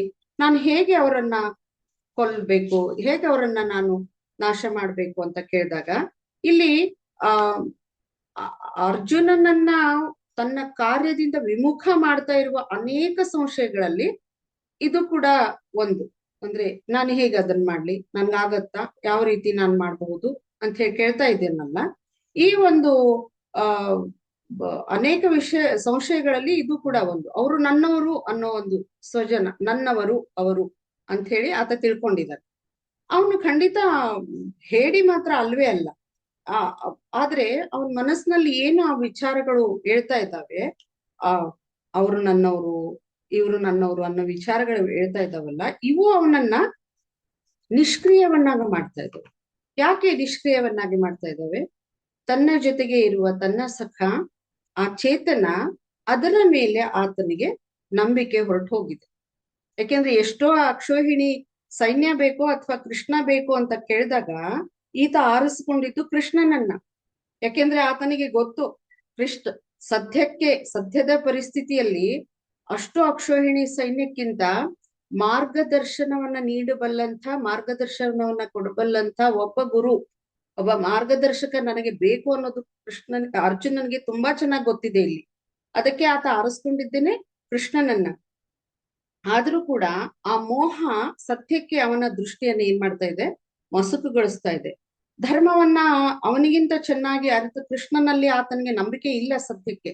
ಯಾಕೆಂದ್ರೆ ಭಗವಂತನ ಧರ್ಮಶಾಸ್ತ್ರ ಆತ ಎಲ್ಲವನ್ನೂ ಕಂಡುಕೊಂಡಂಥವನು, ಆತ ಎಲ್ಲದರಲ್ಲೂ ನಿಷ್ಣಾತ ಎನ್ನುವುದು ಗೊತ್ತಿದೆ ಅರ್ಜುನನಿಗೆ. ಆದ್ರೆ ಸತ್ಯದ ಪರಿಸ್ಥಿತಿಯಲ್ಲಿ ನಂಬಿಕೆಯನ್ನ ಕಳ್ಕೊಂಡಿದ್ದಾರೆ. ಈ ನಂಬಿಕೆ ಅನ್ನೋದು ಸಂಪೂರ್ಣವಾಗಿ ಈ ಮೋಹ ಮತ್ತು ಈ ಅಹಂಕಾರವನ್ನ ನಿಷ್ಕ್ರಿಯಗೊಳಿಸಿದ್ದಾರೆ. ಇಲ್ಲಿ ತನ್ನ ಹಿರಿಯರು ಮತ್ತು ಗುರುಗಳು ಸೇರಿದಂತೆ ಆ ಕೌರವರ ಒಂದು ಮಜಲನ್ನು ಮಾತ್ರ ಅರ್ಜುನ ನೋಡ್ತಾ ಇದ್ದಾನೆ ಇಲ್ಲಿ. ಏಕೆಂದ್ರೆ ಒಂದು ಪಾರ್ಟ್ ಅಷ್ಟೇ ಅರ್ಜುನ ನೋಡ್ತಾ ಇದ್ದಾನೆ. ಆದ್ರೆ ಕೃಷ್ಣ ಸಂಪೂರ್ಣವಾಗಿ ನೋಡ್ತಾ ಇದ್ದಾನೆ. ಪೂರ್ಣ ಚಿತ್ರಣ ಕೃಷ್ಣನ ಮುಂದಿದೆ. ಯಾಕೆಂದ್ರೆ ಕೃಷ್ಣನಿಗೆ ಇಲ್ಲಿ ಸ್ವಜನ ಪಕ್ಷಪಾತ ಇಲ್ಲ, ಮೋಹ ಇಲ್ಲ ಮತ್ತು ಅಹಂಕಾರವೂ ಇಲ್ಲ. ಆತನಿಗೆ ಧರ್ಮ ಮಾತ್ರ ಕಾಣ್ತಾ ಇದೆ. ಆದ್ರೆ ಇಲ್ಲಿ ಅರ್ಜುನ ಒಂದು ಪಾರ್ಟ್, ತನ್ನ ಒಂದು ಪಕ್ಷವನ್ನು ಮಾತ್ರ ನೋಡ್ತಾ ಇದ್ದಾನೆ. ಅದರಿಂದ ಮುಂದೆ ಆಗುವ ಅನ್ಯಾಯ ಅಥವಾ ದೇಶಕ್ಕಾಗುವ ಹಾನಿಯನ್ನ ಆತ ನೋಡ್ತಾ ಇಲ್ಲ. ಜನಗಳು ಇಲ್ಲಿ ಹೇಳ್ತಾರೆ, ಎಷ್ಟೇ ಮೊದಲು ಅವರು ಗೌರವಾನ್ವಿತರಾಗಿದ್ರು ಕೂಡ ಅನ್ಯಾಯ ಮತ್ತು ಪಾಪವನ್ನ ಬೆಂಬಲಿಸಿದರೆ ಅವರು ಗೌರವಕ್ಕೆ ಅನರ್ಹರಾಗುತ್ತಾರೆ. ಅದಕ್ಕಾಗಿ ಅವರನ್ನ ನಾವು ಅಧರ್ಮಿಗಳೇ ಎಂದು ಪರಿಗಣಿಸಬೇಕು. ಸರಳ ಮುಗ್ಧರಿಗೆ ಸಿಗುವ ಶಿಕ್ಷೆಗಿಂತ ಹೆಚ್ಚು ಕಠಿಣ ಶಿಕ್ಷೆಯನ್ನು ಅವರಿಗೆ ವಿಧಿಸಬೇಕು ಅಂತ ಹೇಳಿ ಒಂದು ಕಡೆಗೆ ಮನುಶಾಸ್ತ್ರ ಹೇಳುತ್ತೆ. ಇದು ಎಲ್ಲೋ ಈಗಿನ ಒಂದು ನಮ್ಮ ರಾಜಕೀಯ ಪರಿಸ್ಥಿತಿಗೂ ಕೂಡ ಅನ್ವಯ ಆಗತ್ತೆ ಅಂತ ಅನ್ಸುತ್ತೆ ನನಗೆ. ಯಾವಾಗ ನಾವು ಅಧರ್ಮಿಗಳಿಗೆ, ದುಷ್ಟ ಜನರಿಗೆ ಪ್ರೋತ್ಸಾಹ ಕೊಡ್ತಾ ಹೋಗ್ತೀವಿ, ಆಗ ಧರ್ಮದ ಅಧಪತನ ಶುರು ಆಗತ್ತೆ. ಖಂಡಿತ ಇದನ್ನ ಎಲ್ಲರೂ ವಿಚಾರ ಮಾಡ್ಬೇಕಾದಂತ ವಿಚಾರ ಇದು. ಧರ್ಮದ ಅಜ್ಞಾನ, ಈ ಗೌರವಾನ್ವಿತ ವ್ಯಕ್ತಿಗಳನ್ನ ಕೊಂದರೆ ನಾನು ಪಾಪಿ ಆಗ್ತೇನೆ ಅಂತ ಹೇಳಿ ಯಾವ ಒಂದು ಅನುಮಾನ ಮತ್ತು ಕೃಷ್ಣನಲ್ಲಿ ದೃಢ ವಿಶ್ವಾಸ ಇಲ್ಲದಿರುವುದು, ಇವು ಅರ್ಜುನನಲ್ಲಿ ಒಂದು ದೌರ್ಬಲ್ಯವನ್ನ ಸೃಷ್ಟಿ ಮಾಡಿದೆ ಅಂತ ಹೇಳಿ. ಅದಕ್ಕಾಗಿ ಈ ಯುದ್ಧವನ್ನ ಪ್ರಾರಂಭಿಸೋದಕ್ಕೆ ಮುಂದಾಗಲು ಅರ್ಜುನ ಇಷ್ಟನೇ ಪಡ್ತಾ ಇಲ್ಲ. ಆತ ಕೌರವರ ದಾಳಿಗೆ ಪ್ರತಿಕ್ರಿಯೆನೂ ತೋರಿಸೋದಕ್ಕೆ ಆತ ತೋರಿಸ್ತಾ ಇಲ್ಲ ಅಂತ ಹೇಳ್ತಾ ಇದ್ದಾನೆ. ಈ ಭೀಷ್ಮ ಮತ್ತು ದ್ರೋಣರಂತ ಹಿರಿಯರ ಮೇಲೆ ನಾನು ದಾಳಿ ನಡೆಸೋದು ಇಲ್ಲ, ಶಸ್ತ್ರವನ್ನು ಹಿಡಿಯೋದಕ್ಕೆ ನನಗಾಗೋದಿಲ್ಲ ಅನ್ನುವ ಒಂದು ನಿಷ್ಕ್ರಿಯತೆ ಅವನನ್ನ ಆಳವಾಗಿ ಬೇರೂರುತ್ತದೆ. ಇಲ್ಲಿ ಮುಖ್ಯವಾಗಿ ಗಮನಿಸಬೇಕಾದದ್ದು ಕೃಷ್ಣನಲ್ಲಿ ಆತನಿಗೆ ನಂಬಿಕೆ ಇಲ್ಲದೆ ಇರುವುದು. ನಾವು ಕೂಡ ಇಷ್ಟು ಸರ್ತಿ ಇದನ್ನ ಮಾಡ್ತಾ ಇರೋದು, ಗುರುಗಳ ಮೇಲೆ ನಂಬಿಕೆಯನ್ನ ನಾವು ಕೆಲವೊಂದು ಹಂತದಲ್ಲಿ ಕಳ್ಕೊಳ್ತೀವಿ. ಆದ್ರೆ ಯಾವುದೇ ಕಾರಣಕ್ಕೂ ಕೂಡ ಅಚೇತನದ ಮೇಲೆ ಹಾಗೂ ಆ ಗುರುವಿನ ಮೇಲೆ ನಂಬಿಕೆಯನ್ನ ಕಳೆದುಕೊಳ್ಳದೆ ಇರುವುದೇ ನಮ್ಮ ಮುಖ್ಯವಾದ ಕರ್ತವ್ಯ ಅಂತ ಹೇಳಿ ಇಲ್ಲಿ ಜ್ಞಾಪಿಸ್ತಾರೆ. ಭಗವದ್ಗೀತೆಯ ಈ 2ನೇ ಅಧ್ಯಾಯ ಸಂಪೂರ್ಣವಾಗಿ ಬೋಧೆಯಿಂದ ಬೋಧೆಯೇ ಇದರ ಒಂದು ಮುಖ್ಯ ಅಂಶವಾಗಿರುವುದರಿಂದ ಒಂದು ಸ್ವಲ್ಪದ್ರಲ್ಲಿ ಇದನ್ನ ಮುಗಿಸ್ತೀನಿ ಅನ್ನೋದು ಒಂದು ಕುಚಿತನ ಆಗುತ್ತೆ ಅಂತ ನನ್ನ ಅಭಿಪ್ರಾಯ. ಹೀಗಾಗಿ ಮೊದಲನೆಯ ಒಂದು 3-4 ಶ್ಲೋಕಗಳನ್ನ ಮಾತ್ರ ನಾನು ಅಭ್ಯಾಸ ಮಾಡಿ ಇದನ್ನ ಮಾಡ್ತೀನಿ. ಪೂರ್ತಿ ಗೊತ್ತಿದ್ರು ಕೂಡ ಅದನ್ನ ಅಷ್ಟು ಕಡಿಮೆ ಸಂದರ್ಭದಲ್ಲಿ ಎಲ್ಲವನ್ನು ವಿವರಿಸೋದು ಸಾಧ್ಯ ಇಲ್ಲ. ಸಮಯದ ಅಭಾವ ಕೂಡ ಇರುವುದರಿಂದ ಇಲ್ಲಿಗೆ ಈ ಒಂದು ವಿಷಯವನ್ನ ಮುಕ್ತಾಯದ ಹಂತಕ್ಕೆ ನಾನು ಬರ್ತಾ ಇದ್ದೀನಿ. ಇದು ನನ್ನ ಮೊದಲನೆಯ ಪ್ರಯತ್ನ. ಭಗವದ್ಗೀತೆ ನಮ್ಮ ಕರ್ತವ್ಯಗಳೇನು ಹಾಗೂ ಆ ಗುರುವಿನ ಮೇಲೆ ಯಾವ ರೀತಿಯ ಒಂದು ಶ್ರದ್ಧೆಯನ್ನ ನಾವು ಇಟ್ಕೋಬೇಕು, ಕರ್ಮಗಳನ್ನ ಯಾವ ರೀತಿಯಾಗಿ ನಾವು ಮಾಡ್ತಾ ಹೋಗ್ಬೇಕು ಅನ್ನೋದರ ಬಗ್ಗೆ ಆ ಒಂದು ಶ್ಲೋಕಗಳಲ್ಲಿ ನಾನು ತಿಳ್ಕೊಂಡಂತ ಕೆಲವು ವಿಚಾರಗಳನ್ನ ತಮ್ಮೆಲ್ಲರ ಮುಂದೆ, ಹಿರಿಯ ಸೋದರರು ಸಾಕಷ್ಟು ಜನ ಬಂದಿದ್ದೀರಿ, ಅವ್ರ ಮುಂದೆ ಮಂಡಿಸಿದ್ದೀನಿ. ಇಲ್ಲಿ ಯಾವ್ದಾದ್ರು ತಪ್ಪುಗಳಾಗಿದ್ರೆ ಕ್ಷಮಿಸ್ಬೇಕು. ಹಾಗೂ ನನಗೆ ಈ ಒಂದು ಸದವಕಾಶವನ್ನ ನೀಡಿದಂತಹ ನಮ್ KTF ದ ಎಲ್ಲ ಹಿರಿಯ ಸೋದರರಿಗೂ ನಾನು ಧನ್ಯವಾದಗಳನ್ನ ಹೇಳ್ತೀನಿ. ಮುಕ್ತಾಯದ ಹಂತಕ್ಕೆ ಬರ್ತಾ ಇದ್ದೀನಿ. ಧನ್ಯವಾದಗಳು ಮತ್ತೊಂದು ಸರ್ತಿ.